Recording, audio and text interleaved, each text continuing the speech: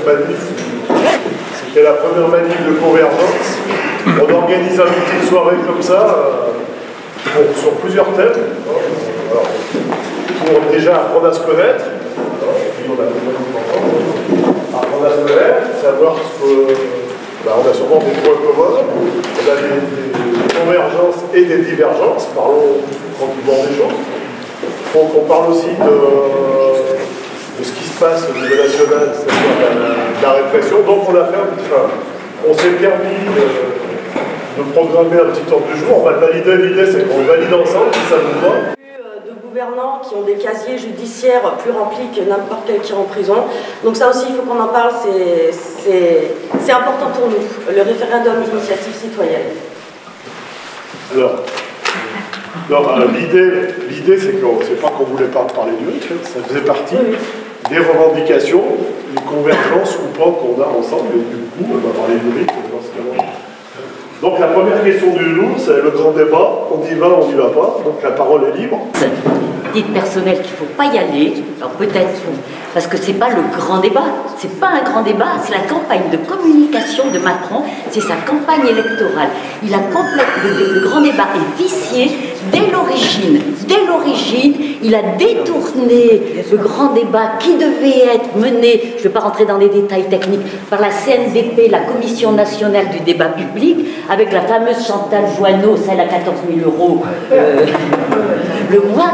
Et Macron, ce n'est pas les 14 000 € qui l'ont fait démissionner, c'est parce que Macron voulait lui imposer le contrôle des questions. Et en regardant les questionnaires sur le site granddébat.fr, alors c'est de la grande rigolade, moi j'ai pris finance parce que je connais un peu le problème fiscalité dépenses publiques, c'est qu'est-ce que vous voulez, augmenter les impôts ou baisser la dépense publique? Et la question après, pour la baisse des dépenses publiques, c'est-à-dire que même si on a coché augmenter les impôts, sans qu'on puisse préciser, eh ben on est puni parce qu'on ne peut plus répondre à aucune des questions. Après, on ne peut que baisser la dépense publique. Est-ce que vous voulez baisser l'éducation, le logement? Qu'est-ce que vous choisissez? Et puis la fin sur fiscalité, alors moi, et c'est, alors, on dirait, puis alors avec l'enfantillage et le Macron pur jus, vous savez que la France dépense plus qu'elle ne gagne. Ah ben oui, bien sûr. Et puis le dernier, c'est est-ce que vous êtes prêt à payer un impôt pour le bien-être de la collectivité et la transition écologique? Alors c'est pour ça que, quoi qu'on réponde, Macron va l'utiliser, parce que c'est son but, il va l'utiliser, après j'arrête, il va l'utiliser pour valider sa politique ultra-libérale, il va l'utiliser pour ça, quoi qu'on réponde. Elle a tout résumé au début, en fait, elle a pris la parole en premier, elle a très bien dit les choses, c'est un stratagème politique, c'est pour faire perdre des voix. Encore une fois, ils essayent de nous fragmenter, et si, j'espère, je vais te donner le bâton de parole, j'espère pouvoir parler avec toi et échanger avec toi, parce qu'aujourd'hui, il faut arrêter les querelles, il faut arrêter les clans, il faut arrêter tout ça, on est d'abord citoyens. On ne veut pas d'un débat qui a été plafonné déjà d'avance, parce que le débat qu'il veut, lui, c'est débat qui part de ce qui est été maintenant, ça veut dire en gardant les acquis qu'il a fait lui, ça veut dire en gardant le CICE, les 26 milliards en fait qui sont... Parce que le problème c'est pas ça, c'est pas la dépense comme elle a dit madame, est-ce qu'on va monter les impôts ou baisser les dépenses? Le problème c'est plus... En fait le problème c'est de la justice fiscale. Qui est-ce qui paye des impôts dans ce pays? Dans ce pays en fait il est taxé en majorité en taxes indirectes, taxes que tout le monde paye. Pauvres et riches, ça veut dire la TVA, tout ça, et le gasoil qui a abordé, qui a fait la base. Donc le problème, c'est la justice fiscale. La justice fiscale, elle repose déjà sur ces taxes indirectes et sur une classe moyenne qui est déjà fragilisée par le pouvoir d'achat qui n'arrête pas de diminuer. Il y a le problème de l'ISF, il faut rétablir l'ISF parce que le problème, M. Macron, qu'est-ce qu'il a fait? Il a donné des cadeaux aux riches d'abord, et après il n'a plus rien. Après, qu'est-ce qu'il va faire? Il va augmenter l'EDF de 17%, il voulait au terme de 2020 ou 2021 faire le gasoil à 2 €. Donc il voulait, c'est ça le problème, c'est la justice fiscale avant tout. Les jaunes, depuis le début, j'ai mon combat gilet jaune et je dis mon gilet jaune ce soir et j'en suis fier. Mon combat, c'est contre Macron, aujourd'hui. Parce que, franchement, Macron, il a Moi, son débat, j'en veux pas. J'en veux pas son débat national.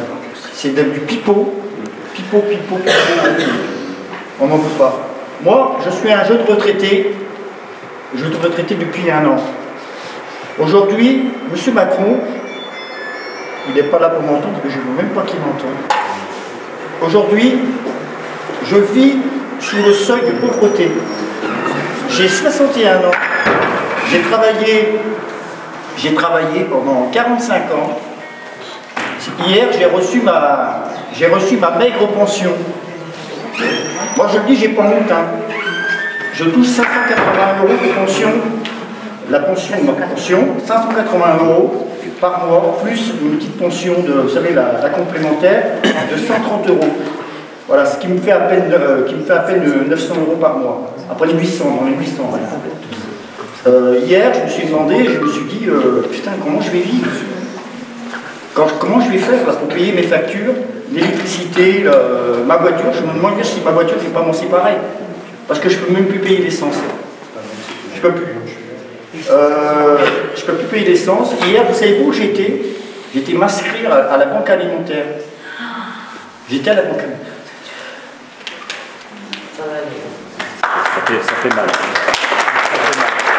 Je suis, soit j'ai beaucoup de colère ce soir, je suis à la cantine Savoyard, je suis à la banque alimentaire, au restaurant du cœur, je suis bénévole occupé, je suis un ancien compagnon d'Emmaüs, il y en a beaucoup qui me connaissent ici. Alors si on veut tous être, le problème c'est de sortir ces gens de la misère, avec ce qu'il est en train de faire, c'est nous tous, avec la réforme à point, la fin de la sécurité sociale, ceux qu'ont gagné nos aînés, ils ont été en prison, ils ont été fusillés pour ça. Comment on peut laisser faire ça? Alors non, grand débat, ça c'est du pipeau, parce que Macron il a été totalement déstabilisé par le mouvement des Gilets jaunes, et il a été conseillé par le MEDEF, vous savez il suffit de lire les Échos, de lire les journaux par tourneau pour comprendre. Le MEDEF dit, est-ce que Macron parviendra à aller jusqu'au bout de sa politique? Il a été mis en place pour ça. Macron, il est la conséquence de 40 ans de politique contre la classe ouvrière. C'est tout.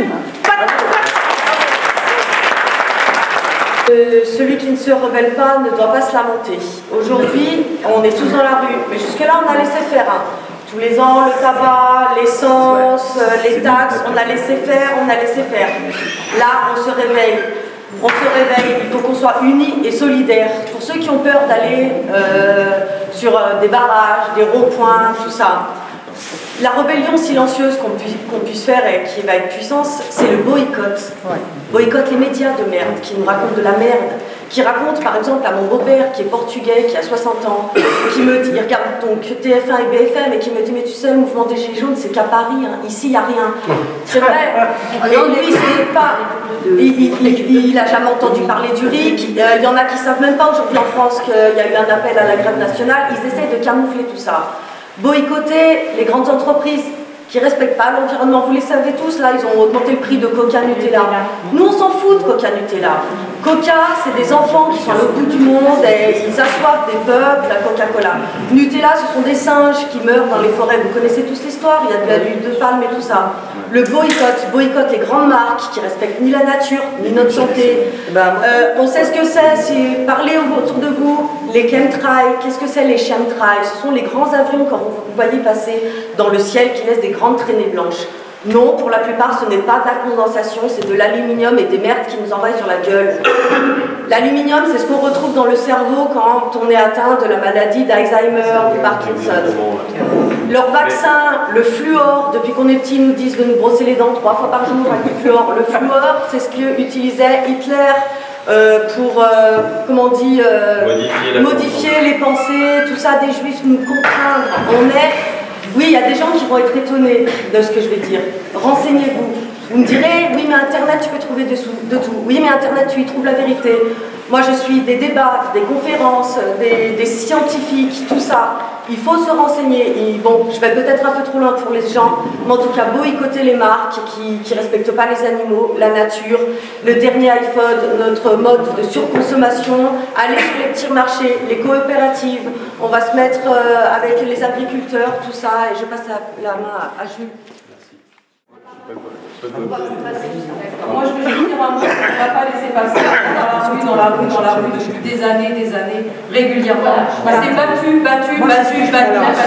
rebattu, et on n'a rien laissé passer. Alors on n'a pas gagné, ça c'est vrai, mais on a la tête haute, et ça fait un bout de temps. Et les syndicats, et ça depuis longtemps. Il y a peut-être plus de monde aurait dû les rejoindre. Exactement, parce que la loi travail, on n'était pas suffisamment nombreux, sinon il y aurait eu trop. Et là, il y a un moment donné, je ne peux pas, moi, quand j'entends on a laissé passer, on n'a rien fait, et je veux dire que quand on est dans la rue depuis aussi longtemps, non, c'est juste pas possible. Ça pour moi c'est impossible. Et moi c'est exactement la même chose. Ça m'a jamais considéré ça, parce que c'est pas vrai, les syndicats ils sont en place depuis le temps. Et s'il n'y avait pas eu les syndicats, on va casser la réalité. C'est pas la position. C'est pas la position. S'il vous plaît, je peux rebondir. Mais on vient de commencer, madame. Je vais lui donner le papier, je vous demande juste 2 petites secondes. Aujourd'hui, vous parlez des syndicats, chose que j'apprécie. On a réussi à modifier un petit peu le départ du dialogue qui avait été un petit peu mal instauré. Les syndicalistes étaient dans les ronds-points. Les syndicalistes étaient motivés pour aller justement bloquer. Vous étiez un petit peu comme une phrase en général que je répète souvent, de l'hôtel des victorieux ou des défunts, ne soyez pas les braises mais la flamme. Il faut garder cette flamme. Mais on l'a. Voilà, mais attends, justement, aujourd'hui, tu sais ce que j'entends sur les manifs, etc. C'est ouais, pourquoi, j'aurais posé la question, pourquoi vous ne voulez pas des syndicats? Parce qu'il y a des gens en haut des syndicats qui se sont agressés. En fait, aujourd'hui, pardon, attention, je veux juste absolument finir. Il y a des gens qui se sont agressés, il y a des gens qui ont réussi en fait à être aspirés. On peut être militant et on peut être pris. Mais par contre, il y a le noyau dur. Vous n'êtes pas pris. Vous êtes dans la rue. Vous êtes là. Vous battez. Attends. Attendez, s'il vous plaît, je veux juste terminer ce que je dis. Aujourd'hui, ce que je trouve juste, c'est qu'eux, ils sont dans la rue. Et oui, les gens les voient. Mais s'il te plaît, laisse-moi parler. Écoute-moi. Est-ce que... Alors, on peut pas parler.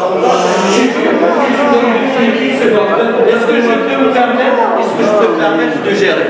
Juste donner la parole à... Pour arrêter comme ça, on va pas... Est-ce que je peux... Je ne suis pas en train de dire que tout le monde est gras au syndicat. Je suis simplement en train de dire qu'il y a des noyaux forts. Il y a des gens qui sont venus au Gilets jaunes, il y a des gens qui sont réveillés. Il y a un mouvement collectif qui est fait. Ça fait longtemps que vous luttez. Au manif étudiant, je me suis fait péter les dents. Je sais ce que ça fait, se faire péter les dents. Mais un coup on est fléché, un coup on est pris par le... en fait, les gens sont pris par la consommation. Aujourd'hui, on a un système qui est tellement fort, qui est tellement en fait infiltré partout en nous, qu'ils arrivent à nous posséder par l'argent. Aujourd'hui, on arrive, vous pouvez avoir des gamines pour un... Béa s'est exprimé d'une manière un peu spontanée, pas très politique et pas très diplomatique. Mais c'est pas grave, je comprends. En fait, ce qui se passe, c'est que ce qu'elle a voulu exprimer, c'est qu'effectivement, la population a dans l'ensemble le sentiment que 40 années de lutte classique, entre guillemets, menée par les organisations syndicales et politiques, n'ont pas mené à grand chose. C'est pas ça. C'est plus compliqué. En fait, ce qui s'est passé dans ce mouvement des Gilets jaunes, par rapport aux autres mouvements sociaux qu'il y a eu, auxquels on a tous participé, on a mis la chemise ici, en tant que militants, c'est que l'opinion publique ne suivait pas. Quand il y avait 2 millions de personnes dans la rue, et qu'il y avait 30% de la population qui soutenait le mouvement, eh ben, on avait beau avoir 2 millions dans la rue, ça ne suivait pas. Et là, ce qui s'est passé avec les Gilets jaunes, pour des raisons qu'on ne maîtrise pas, c'est que c'est un mouvement qui a flambé et qui a obtenu tout de suite un soutien de 80% de la population. Du jamais vu depuis la guerre. Du jamais vu dans un mouvement social. Et c'est ça qui a fait la différence. C'est pas la faiblesse ou la trahison des syndicats avant. Non. C'est parce que ce mouvement, parce qu'il était mûr à ce moment-là, c'est parce que les syndicats ont semé des graines pendant 40 ans, les mouvements de syndicaux, les mouvements politiques, etc. ont semé des graines pendant 40 ans, que là, sans qu'on sache pourquoi ni comment, au moment de ce mouvement des Gilets jaunes, ça a germé. Alors ok. Un grand jour devant nous, on est en pleine convergence. Il me semble qu'il y a 2 mois ou 1 mois et demi de ça, quand 2 mois quand le mouvement a été lancé, effectivement, l'appel des syndicats de vouloir accaparer le mouvement pour des raisons politiques ou autres, c'était vraiment trop tôt. Aujourd'hui, avec ce 5 février, on arrive quand même à un moment de convergence qui fait que l'expérience, certes pas très ancienne, de 2 mois des Gilets jaunes montre qu'on a besoin d'aide, on a besoin de structure. De l'autre côté, les syndicats ont compris que cette aide, on en voulait, mais enfin, ils pouvaient nous la donner, mais pas comme ils voulaient nous la donner il y a 2 mois, en voulant, par le mot justement, mettre le grappin sur ce mouvement. Aujourd'hui, vous voyez, c'est pas les grands des syndicats, parce que pour moi, c'est pas que je traite de petits, les syndicalistes. C'est pas les grands des syndicats qui font. Et de la base des syndicats, ben, on se rendait compte que. On laisse tomber les grosses têtes, comme les grosses têtes du gouvernement, et ensemble, on va peut-être essayer à converger, à construire quelque chose avec votre expérience, et puis avec nos nouveautés, nos jeunes, justement, les moins jeunes, et mettre tout ça en commun. J'entendais madame qui parlait de syndicats et autres. Aujourd'hui, je n'ai jamais été syndicalisée. J'ai voulu passer un temps. Je ne l'ai pas fait parce que malheureusement, et je vais dire malheureusement, je ne prends pas tout le monde dans le même lot. Vous avez des personnes qui sont au-dessus de vous et qui malheureusement votent des choses qui vont à l'encontre même de ce que vous pensez. Aujourd'hui, on en a un là. Je comprends. Si, malheureusement. On le voit, la grève pour les routiers. Comment c'est passé? Macron a fait venir les syndicats, il a discuté avec eux, ils sont ressortis, ils ont annulé la grève. Voilà. Voilà ce que nous on a fait. Qui c'est qu'il y avait comme syndicat? Oui, précise, et qui est-ce qu'il y avait comme syndicat? On est d'accord, c'est pour ça que je ne mets pas tout le monde dans le même panier, que je prends. Ah oui, non. Laissez-lui ces 3 minutes, s'il vous plaît. Je vois juste les personnes qui sont allées au rendez-vous, celles qui sont ressorties, qui n'ont pas fait grève alors qu'elles voulaient faire avec nous tous. Voilà ce qu'on a vu nous. C'est difficile après derrière de dire bah ouais mais il n'y a pas de salaire. On comprend, mais on ne l'entend pas, on ne le voit pas. Les médias ne nous racontent pas ce qui se passe, nous racontent bien ce qu'ils veulent. Voilà pourquoi on est divisés aujourd'hui. Et ça, c'en est malheureux d'être divisés à ce point-là.